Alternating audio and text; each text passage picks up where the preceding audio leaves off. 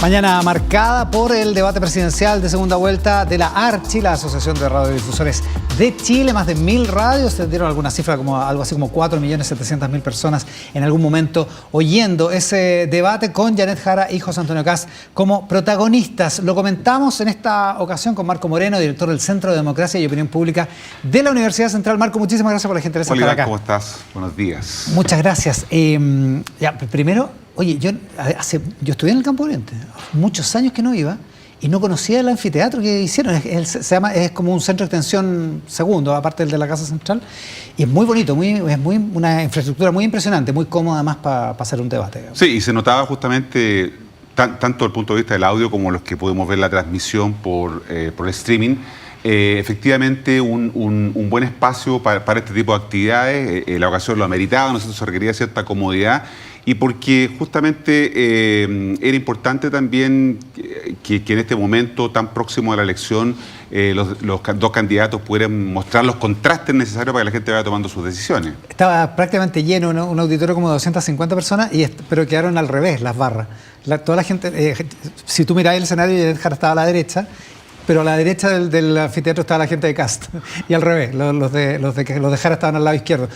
Así que era bien divertido como el cruce porque se oía muy bien, muy vivamente cuando reaccionaban. En principio, ¿qué te pareció el debate? ¿Te pareció útil? ¿Te pareció nutritivo, interesante? Muy bueno el formato. Me gustó las preguntas muy directas a los candidatos, los tiempos acotados, que permiten justamente mostrar lo que es el efecto contraste. Si para algo sirven los debates, ¿no es cierto? Justamente para esto, para que las personas que no han tomado su decisión puedan, a partir de contrastar las posiciones, ¿no es cierto?, hacerse un juicio sobre las candidaturas. Eso no ocurre cuando tenemos 8 candidatos, como pasó en la primera vuelta, ¿no? Se diluye el efecto contraste, pero en el caso de 2 candidatos, y por eso que tuvo una polémica respecto de comenzar a revisar, ¿no es cierto?, las reglas electorales para permitir que en realidad los debates sean con menos, independientemente como ocurre en Estados Unidos, que son las encuestas las que determinan quién finalmente pueden pasar a la ronda de los debates. Sí, sería razonable que Anatel hiciera, por ejemplo, una reflexión respecto de esto, exacto, pensando en 4 años más. Pensando en 4 años más, exacto. Porque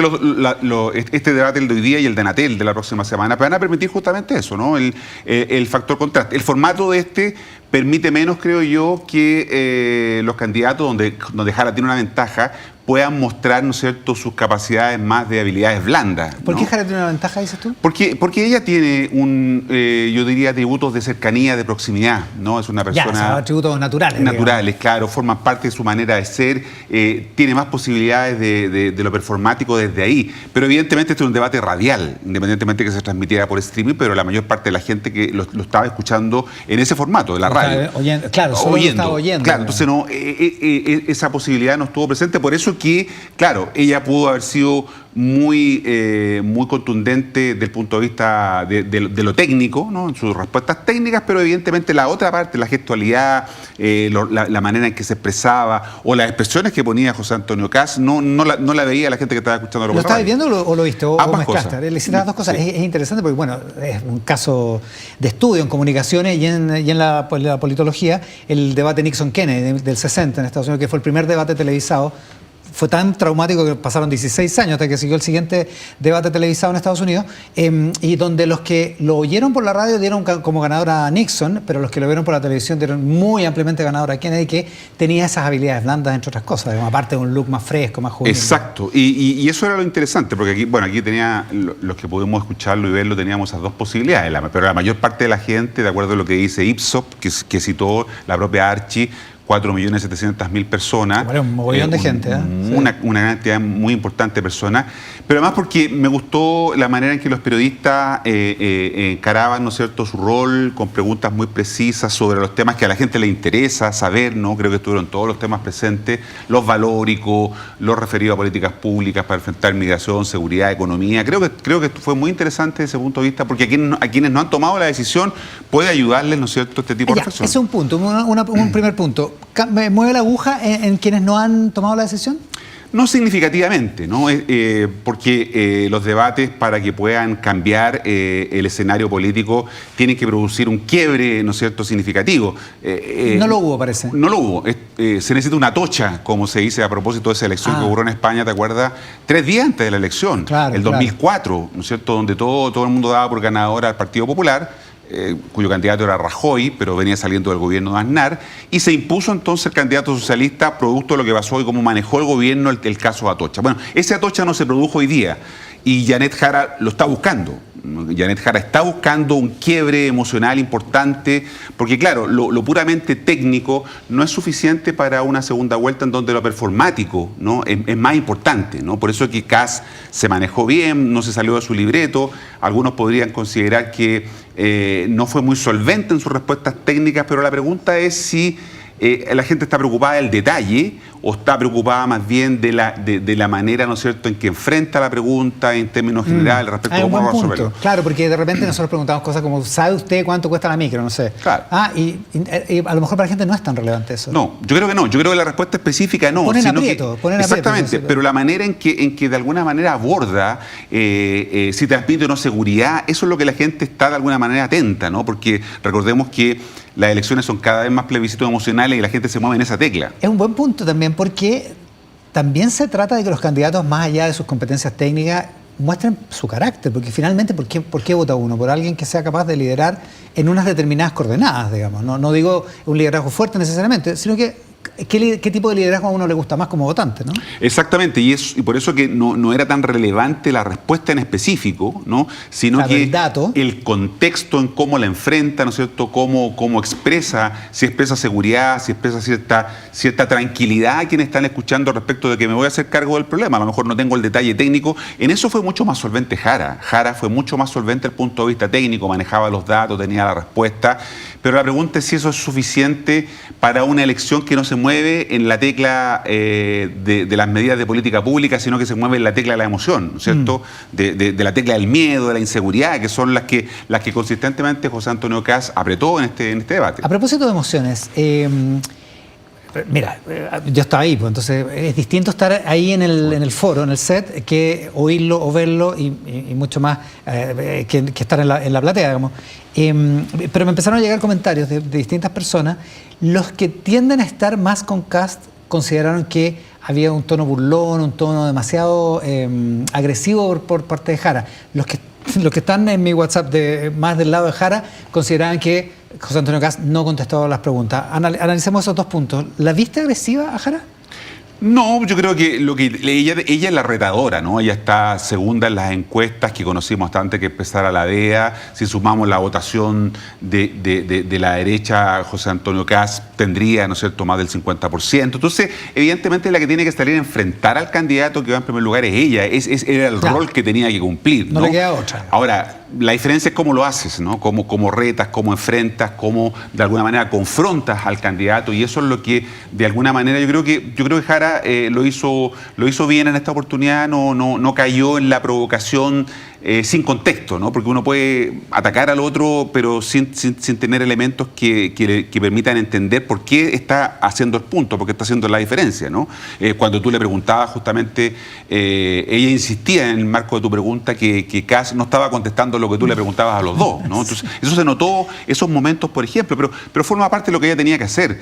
Kast tenía que estar mucho más digamos, serio en el sentido de mostrar cierto control, ¿no? Y eso a veces también te juega en contra. Sí, puede ser, porque de hecho ya me llegó el meme, o sea, el sticker de depende, la cara de Kast y la palabra depende, que pasó a ser como una especie de marca después de hoy. Sí, y me dio la impresión también, Iván, que ya lo había hecho Johannes Kaiser hace un par de días en esta confrontación y con periodistas, ¿no? Que ese mundo, digamos, el de la derecha más radical, lo hizo también el electo senador Rodolfo Carter, ¿no es cierto? También en un punto de prensa. Los incidentes con los periodistas de ayer. Y hoy día también. Kaiser cortando por teléfono. Y hoy día también Kast usando el mismo tono, porque le dice, ya llegamos hasta acá. Eso sería todo, le dice a la periodista Connie Santamaría, ¿no? Entonces, creo que a lo mejor ahí pierde un poquito el control José Antonio Kast en ese tipo de manejo, que claro, como decíamos antes, el formato es radial y por lo tanto eso la gente no lo ve. ¿no? Pero cuando Pero uno claro. lo está observando por el streaming, se veía con mucha claridad ese factor. Ahora, esta idea de mantener el control en otro sentido, que es esta recurrencia de depende, que tiene un punto. Hay cosas, nosotros estábamos preguntando cosas complejas en una alternativa binaria, sí o no, y hay una pequeña trampa en ese formato. Lo que pasa es que también se hace para poner en aprieto, para apretar la definición, y por lo tanto es pertinente y es justificado. ¿Está correcto que se mantenga en esa como presidencia, insistir en depende, no contestar? De hecho, aprovechó un par de veces que se terminaba el tiempo y dijo, se acabó el tiempo, no contesté. Sí, yo creo que ahí equivoca un poco lo que comentábamos antes respecto de transmitir cierta seguridad, ¿no? Porque tú puedes decir sí o no y dar una explicación, pero dejarlo en una zona de tanta ambigüedad, ¿no? Porque él se mueve en la ambigüedad. También puede generar desconfianza, ¿no? O sea, si es poco el tiempo que queda para la elección y por lo tanto probablemente a Jara no le va a alcanzar el tiempo para explotar esa ambigüedad que plantea José Antonio Kast en muchas de las respuestas técnicas. Por eso te decía que técnicamente se vio más solvente ella y él mucho más ambiguo porque probablemente no quiere tomar una definición, claro, porque afecta a parte de un electorado que él cree que como está hoy día, ¿no es cierto?, puede conquistarlo con facilidad. Ahora, tuvo que tomar algunas definiciones, los dos, los dos, cosas sorprendentes, cosas que estoy anotando, por ejemplo, que Janet Jara dijo, a diferencia de su principal asesor económico, que sí apoya este proyecto que elimina las multas de tránsito por pasar sin TAC por los pórticos de las autopistas. Claro, sobre todo porque además ella había sido interpelada respecto de multas que ella había tenido, ¿no? Eso fue un momento también complicado para ella. Que repito, a lo mejor desde el punto de vista cuando se estaba haciendo la transmisión radial no era muy evidente, pero estuvo complicada con esa pregunta además por parte... además hubo como una reacción del público. Exactamente. Que la sacó un poco de la concentración. Te desconcentra. Porque la gente empezó como a burlarse, a reírse, una cosa media rara. Exactamente, claro. Sí, ella tomó posición, ¿no? Y muchas veces también, ¿no es cierto?, tomando distancia respecto al gobierno del presidente Gabriel Boric, respecto al tema de Venezuela, ¿no? Que claro, pueden tener ciertos costos, pero evidentemente a mí me llamó la atención esa toma de posición respecto de que la intervención militar en sí misma no resuelve el problema venezolano y por lo tanto no estaba de acuerdo con hacerlo de la manera en que se está planteando por parte del gobierno de Estados Unidos. ¿Te llamó la atención en qué sentido? En el sentido que hubiera esperado una respuesta más ambigua de parte de ella. ¿No? Ya, perfecto. Pero fue más clara, decir, no estoy de acuerdo con la intervención. Ahora, no resuelve el problema. O sea, es lo que uno espera de una candidata de izquierda, digamos. Exacto. O sea, sí. Si no, ya estamos en otro lado. A diferencia de Kast, que aprovechó ese espacio para decirle que quedan 98 días y la periodista le preguntaba, ¿pero 98 días para qué? Para que salga... es que eso fue muy raro. Es que, bueno, por otra parte, Kast sí tomó una posición súper determinada, que apoyaba de todas maneras. Totalmente. Sí. Y con mucha claridad, y lo reforzó con esta idea. Que probablemente su base quede muy contenta con eso. Sin duda. Yo creo que él estaba hablando, porque recordemos que él tiene que afianzar su base electoral, ¿no? Este 50% que es una mayoría diversa, porque ahí está Chile Vamos, ¿no? Está Evópoli, la UDI, Renovación Nacional, que pueden estar en un número muy importante apoyando a José Antonio Kast, pero también hay sectores que son más liberales. Entonces, de alguna manera, este tipo de cuestiones necesita abrocharla. No ha tenido la posibilidad de contar con Matei para que le ayude a abrochar bien. Intentó hacerlo con la familia Piñera Morel, ¿no es cierto?, para dar la señal de acercamiento con el piñerismo, pero tiene que abrochar ese apoyo, ¿no? Y en este caso, claro, apostó al sector más duro que respalda su candidatura presidencial. Ahora, sí fue desafiante con eso. Está la Verónica Franco de Cooperativa le pregunta y él le dice, bueno, Nicolás, ese tema va a estar resuelto cuando yo asumo. Claro. Y después dice, le quedan 98 días, lo que todos entendimos que estaba diciendo, le quedan 98 días a Nicolás Maduro, que nunca entendimos cuál era la solución de continuidad, la lógica, digamos, de las dos cosas, que él asumiera y que Nicolás Maduro se fuera, digamos. Claro, y el punto es si quienes escuchan esto, porque claro, la gente empieza a hacer el match, el empate con que, bueno, parece que tiene razón Kast, porque podría caer Maduro, los inmigrantes regulares están saliendo por lo que se ha mostrado, que hay cierta manipulación de la información respecto a la salida de los inmigrantes regulares que estarían abandonando el país. Entonces, todo eso comunica, ¿no? Y esta es una guerra de relato en el frente de la segunda vuelta. Tiene que ver más que con las definiciones técnicas, con el relato, con la narrativa, y a eso es lo que apuesta Kast. Y la narrativa que le conviene a Kast es con lo que yo estoy diciendo, sin gastar un peso, como dijo en el debate, están pasando cosas. Incluyendo lo de Nicolás Maduro. Exactamente. Y Trump está haciendo lo mismo que yo digo, o sea, o al revés. Entonces, de alguna manera, eso le sirve. Es una narrativa conveniente. Por supuesto, ¿no? Y por eso que él hábilmente lo aprovecha, ¿no? Y instala esta idea, ¿no es cierto? Que las dos cosas tienen que ver, ¿no? Ya, dicen que en los debates nunca pasan cosas, pero en este pasaron cosas. Aparte de lo de Janet Jara con las multas del TAC, José Antonio Kast preguntó, me parece que era Juan Manuel Astorga que le preguntó por las 40 horas, que es una de las leyes más populares que hay, probablemente. Y Janet Jara le ha sacado lustre. Y le preguntó Juan Manuel si la derogaría o intentaría cambiarla, modificarla, y él dijo, basta con que miren lo que votamos en el Congreso. Se acabó el tiempo, los micrófonos, no sé si estaban cerrados, pero no sé, me parece que se oyó, que dijo, votamos en contra. Fuera del tiempo, o sea, como para que no cupiera ninguna duda. Fue una definición, y arriesgada, digamos, ¿no? Basta como votamos en el Congreso, eso después me parece que fue a Constanza Santa María. Puede ser también, ¿no? Que en esa última parte justamente ella le insistió en el punto que se definiera, claro, y hacia el final tomó esa posición, ¿no? Claro. Me da la impresión que se escuchó más claramente, basta ver cómo votamos en el Congreso. Claro, y después, entonces le agradecen, y él dice, como yo estaba cerca lo escuché, pero no me acuerdo si lo escuché por los audífonos o por el aire, y él dice, en contra. Así es, en contra. De hecho, lo dijo mirando hacia la mesa donde estábamos nosotros, entonces fue muy claro. Es una definición. Sí, es una toma de posición y en este tipo de espacio en donde, como te digo, el efecto de contraste es lo que permite, que es lo que está viendo la gente, ¿no? Puede ser muy significativo. Ahora, el punto es que Janet Jara intenta hablarle también a ese otro segmento que sabemos que es prácticamente el 50% del padrón, ¿no es cierto? Que una parte importante de esa gente votó por Franco Parisi, el grupo D y el E, ¿no es cierto? A los que le habla, porque había toda una polémica con el uso del concepto jodido, ¿no? Que ella usó. Sobre si tiene estatura presidencial o no, en el fondo, ¿no? Claro. Eso es lo que subyace. Pero también que como que nos están jodiendo, ¿no? Y con el equipo de José Antonio Kast joden al país, ¿no? Claro. Entonces, pero la pregunta es, ¿a quién le estaba hablando ella? Le estaba hablando justamente a ese elector que se conecta. ¿Que se siente jodido? Que se siente jodido, pero que además conecta con ese tipo de lenguaje.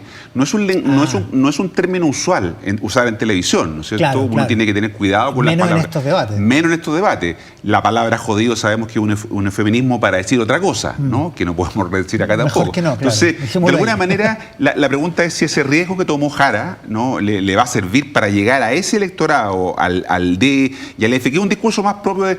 Si lo dice Franco Parisi, a uno no le sorprende, ¿no es cierto? Claro. Pero si lo dice Jara, le suena raro, le llama la atención. Ahora, eso pasó en relación con el asunto colusión y con el asunto Jorge Quiroz, que es el principal asesor económico de José Antonio Kast. Hablemoslo a la vuelta. Vale. Estamos con Marco Moreno, que es director del Centro Democracia y Opinión Pública de la Universidad Central, comentando, analista político, por cierto, además muchas veces ha estado con nosotros acá en T13 en vivo y en el 13, comentando el debate de esta mañana de la ARCHI, la Asociación de Radiodifusores de Chile. La pausa y estamos de vuelta con más en Hablemos a las 12.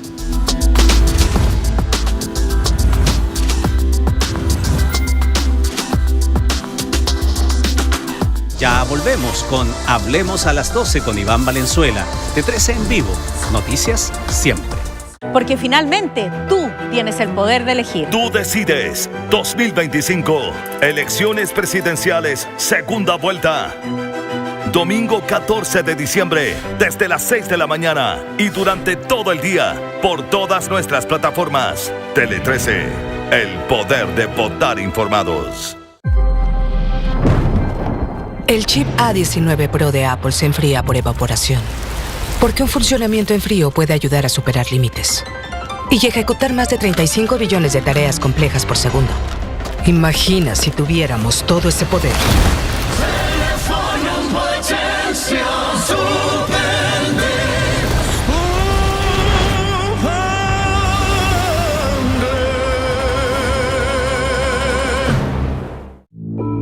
Descarga 13 Go y aprovecha 7 días gratis. Luego, por 2.990 pesos al mes, podrás seguir disfrutando del mejor contenido. Descarga 13 Go. El chip A19 Pro de Apple se enfría por evaporación, porque un funcionamiento en frío puede ayudar a superar límites y ejecutar más de 35 billones de tareas complejas por segundo. Imagina si tuviéramos todo ese poder.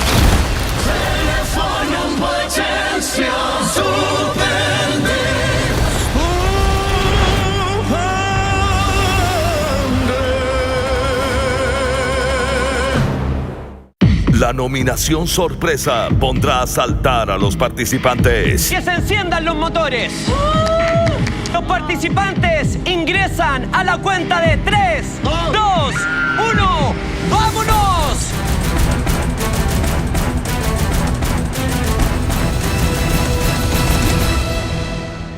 Y las alarmas se activan. ¿Cuál será el motivo? Participantes, diríjanse al patio del presente. Descúbrelo hoy en Mundos Opuestos. Segundo tiempo, domingo a jueves, después de Tele 13 Central, por el 13 y 13 Go. Estamos en vivo con Ramón Ulloa, lunes a jueves, 19:30 horas. T13 en vivo, noticias siempre. Sigue con Hablemos a las 12 con Iván Valenzuela. T13 en vivo, noticias siempre.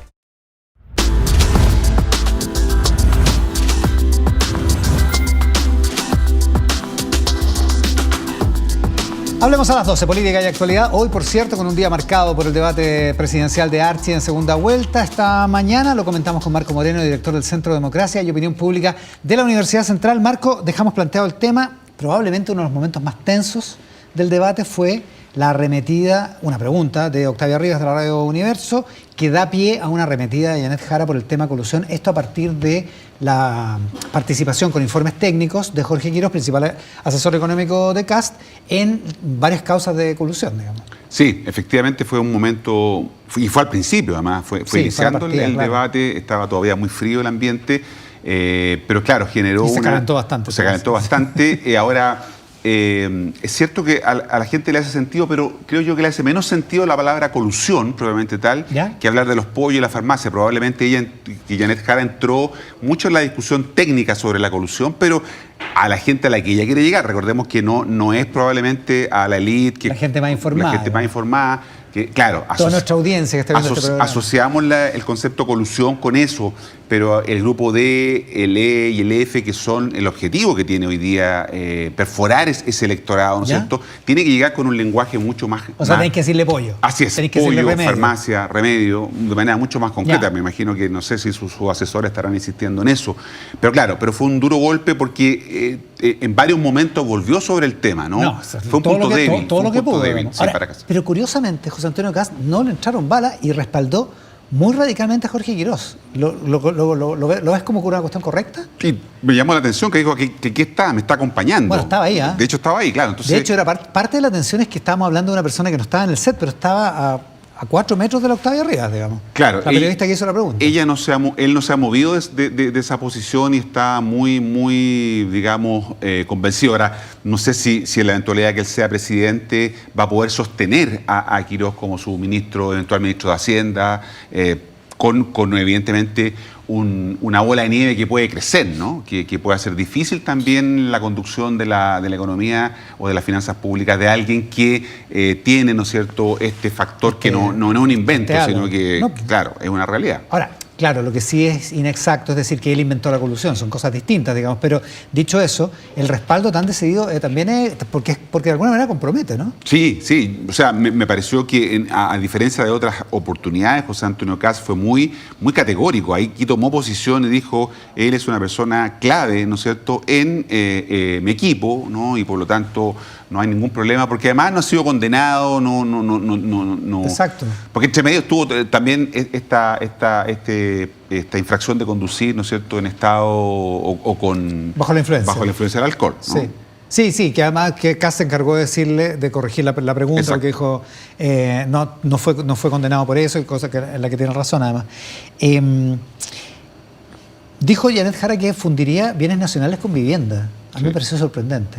Sí. Porque no una propuesta propiamente...